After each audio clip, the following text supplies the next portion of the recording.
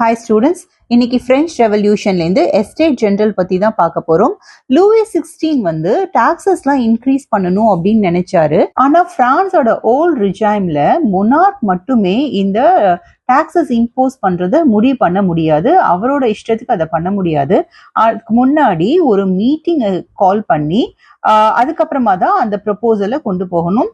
இந்த மீட்டிங் தான் வந்து எஸ்டேட் ஜெனரல். ஸோ இதுல தான் இந்த ப்ரொபோசல் ஆஃப் நியூ டாக்ஸஸ் பண்ண போறாங்க. இந்த எஸ்டேட் ஜெனரல்ங்கிறது ஒன்றும் இல்லை, it is a political body.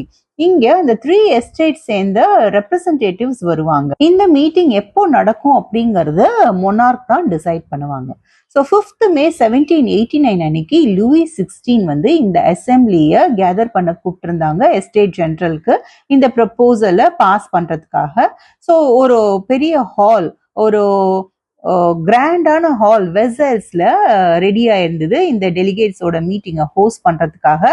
First and second எஸ்டேட்ல இருந்து 300 ரெப்ரசன்டேட்டிவ்ஸ் ஒவ்வொரு எஸ்டேட்ல இருந்தும் வந்திருந்தாங்க. தேர்ட் எஸ்டேட்ல இருந்து 600 மெம்பர்ஸ் வந்திருந்தாங்க, ரெப்ரசன்டேட்டிவ்ஸ் வந்திருந்தாங்க. இதுல ஃபர்ஸ்ட் எஸ்டேட் சேர்ந்த 300 மெம்பர்ஸும் செகண்ட் எஸ்டேட்டை சேர்ந்த 300 மெம்பர்ஸும் ஆப்போசிட் சைட்ஸ்ல ஒருத்தர் பார்த்து உட்கார்ந்து இருந்தாங்க.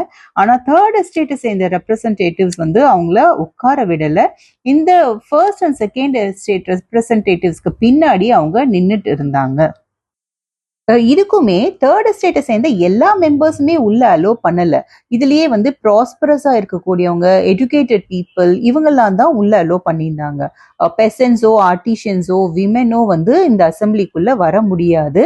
ஆனா அவங்களுக்கு இருக்கக்கூடிய கிரீவன்சஸ் எல்லாம் வந்து ஒரு லெட்டரா எழுதி லிஸ்ட் பண்ணி, அவங்களோட டிமாண்ட்ஸை லிஸ்ட் பண்ணி ஒரு 40,000 லெட்டர்ஸை வந்து இந்த 600 ரெப்ரசன்டேட்டிவ்ஸ் கிட்ட கொடுத்து அனுப்பிச்சிருந்தாங்க. இப்போ இந்த ப்ரொபோசல் பாஸ் ஆக போகுது.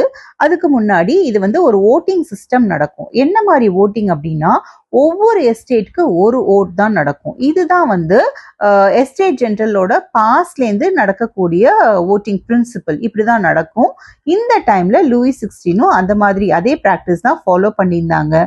ஆனா தேர்ட் எஸ்டேட் மெம்பர்ஸ் இந்த தடவை இந்த ஓட்டிங் சிஸ்டம்க்கு அக்ரி பண்ணல. அவங்க டெமோக்ராட்டிக் பிரின்சிபல் படி each member 1 vote, 1 person 1 vote இதை டிமாண்ட் பண்ண ஆரம்பிச்சாங்க.